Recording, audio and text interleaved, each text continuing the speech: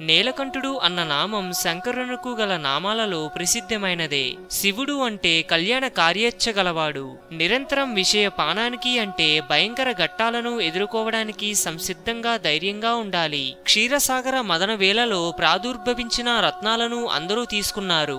దేవతలందరూ అమృతాన్ని పానం చేశారు. కాని హాలాహలం పుట్టడంతో సర్వులు భీతి చెంది పారిపోయారు.